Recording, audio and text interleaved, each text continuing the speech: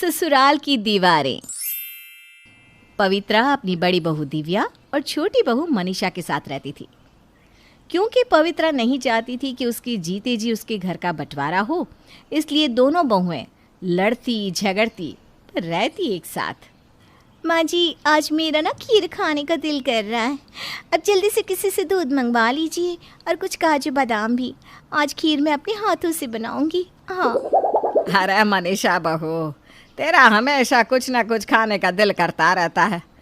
अब जल्दी से पैसे दे, अगर कोई बच्चा गली में दिखा तो मैं उसी से ये सारा सामान मंगवा लूँगी, वरना मुझे ही जाना पड़ेगा।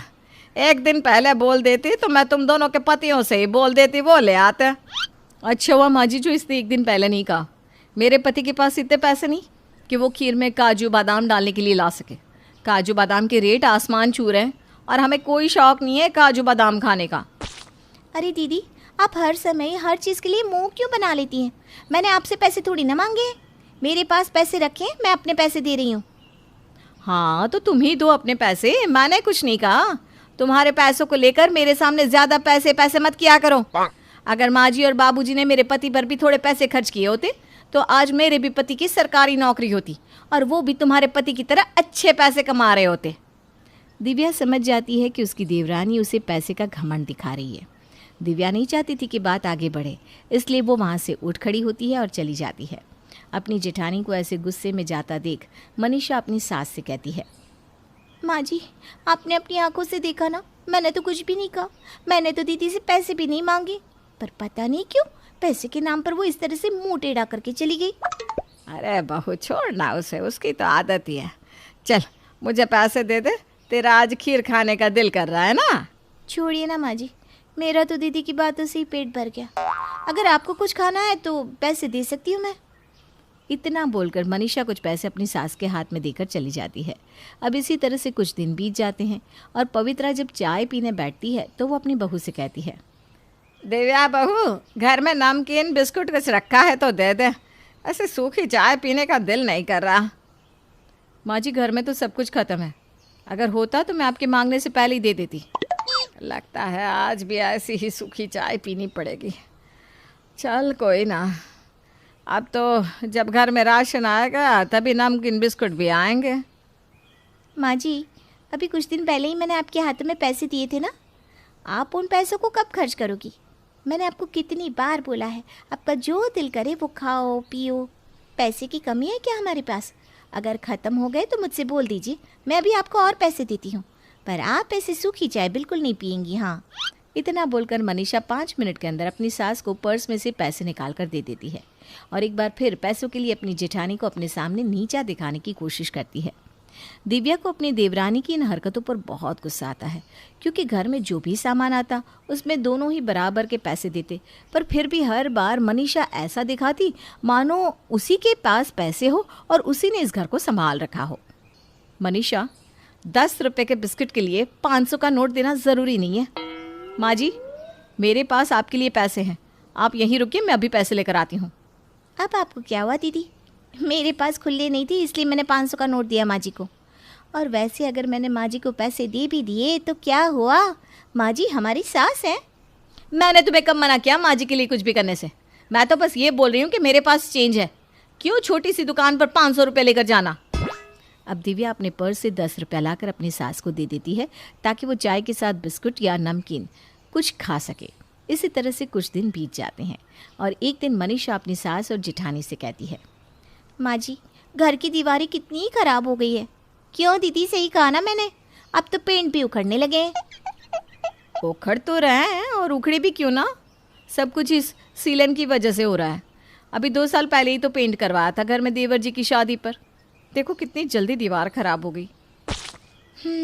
सच में 2 साल, इस घर में 2 साल से पेंट नहीं हुआ, तभी तो घर की सारी पेंट निकल रही है। माँ जी, क्या हम इतने गरीब हैं कि अपने घर की दीवार भी नहीं रंगवा सकते?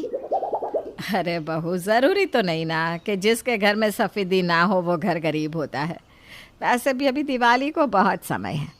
दिव्या बहू और मैं अभी कुछ दिन पहले ही घर की दीवारों की ही बात कर रहे थे। माँ जी बिल्कुल सही कह रही हैं।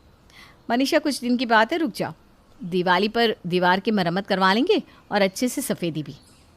इसका मतलब जब तक दिवाली नहीं आती हम ऐसे ही कबाड़ खाने में रहेंगे। अरे घर की हालत तो देखो कितनी खराब हो गई है। मेरे कमरे की दीवार तो हद से ज़्यादा खराब हो गई है। झाड़ू लगाती हूँ तो दीवार छड़कर गिर जाती है। मेरे बस की नहीं है ऐसे घर में रहने की। तो तुम चाहती क्या हो कि तुम दिवाली तक नहीं रुक सकती? बिल्कुल नहीं दीदी, आपका कमरा ठीक है इसलिए आप ऐसा बोल रही हैं। एक बार मेरे कमरे की हालत जाकर देखो। मैं तो सोच रही हूँ कि इसी हफ्ते के अंदर घर की दीवारों की मरम्मत करवा लूँ, और हाथ के हाथ सफ़ेदी भी, वो भी अच्छी वाली। मनीषा बहू, कुछ दिन रुक जाना बेटा, कुछ दिन की बात है। और वैसे भी अभी दिव्या बहू के हाथ में पैसे नहीं है और ये महीने का एंड चल रहा है।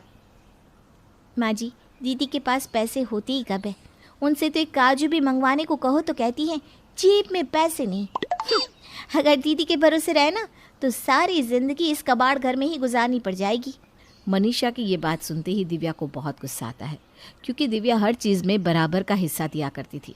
पर उसके बावजूद मनीषा इस तरह की बातें कह जाती है जो दिव्या से बर्दाश्त नहीं होती, और आखिरकार दिव्या भी बोल पड़ती है। बहुत हो गया मनीषा तुम्हारा। तुम हमेशा पैसों के दम पर उछलती रहती हो और सामने वालों को छोटा दिखाती रहती हो। भूलो मत, मैं तुमसे रिश्ते में बड़ी हूँ, मेरी थोड़ी रिस्पेक्ट कर लो। दीदी, आज के ज़माने में वही बड़ा है जिसके हाथ में पैसा है। और मैंने गलत ही क्या कहा जो आप इतना मुझे सुना रही हैं? माँ जी आप ही बताइए, क्या मैंने कुछ गलत कहा? बहू, तूने कुछ गलत नहीं कहा, पर ऐसा भी तो नहीं है ना कि दिव्या बहू कुछ नहीं करती। उससे जितना बन पड़ता है वो करती तो है। अगर करती है तो इतना डर क्यों रही है? क्यों पैसे नहीं लगाना चाहती? वैसे भी कौन सा सारे पैसे इन्हीं को देने, इन्हें तो सिर्फ 50% हिस्सा देना है, बाकी के 50% तो मैं ही खर्च कर रही हूँ। अगर हम दोनों बहू मिल बांट कर घर की दीवारों की मरम्मत करवा लेंगी तो इसमें गलती क्या है? मुझे घर की दीवारों की मरम्मत करवाने से कोई दिक्कत नहीं है, दिक्कत तुम्हारी बातों से हो रही है। और हमेशा ना इंसान को उछलना नहीं चाहिए, क्योंकि सबके दिन एक जैसे नहीं होते। और मनीषा, मेरी भी थोड़ी सिचुएशन समझा करो। अरे कुछ दिन रुकने के लिए कह रही हूँ ना। 2 साल से रुकी तो हूँ, अब और नहीं रुक सकती। और ना ही आप मुझे जेठानी होने का रोब दिखा सकती हैं। घर की मरम्मत तो इसी हफ्ते होगी, और इस पे जो भी खर्चा आएगा आपको उसका आधा हिस्सा देना ही होगा। जल्दी तुम्हें है तो तुम करवाओ, मैं 1 रुपया नहीं देने वाली। रुक सकती हो तो रुक जाओ। घर की दीवार को लेकर दोनों बहुओं के बीच में बड़ी लड़ाई हो जाती है, और वो दोनों अपने अपने कमरे में चली जाती हैं। पूरा दिन इसी तरह से बीत जाता है, पर ना मनीषा दिव्या से बात करती है और ना ही दिव्या मनीषा से। अपने घर की अशांति देखकर पवित्रा भी परेशान हो जाती है, और रात को जब उसके बेटे वीर और सुधीर घर आते हैं तो पवित्रा सारी बात अपने बेटों को बताती है।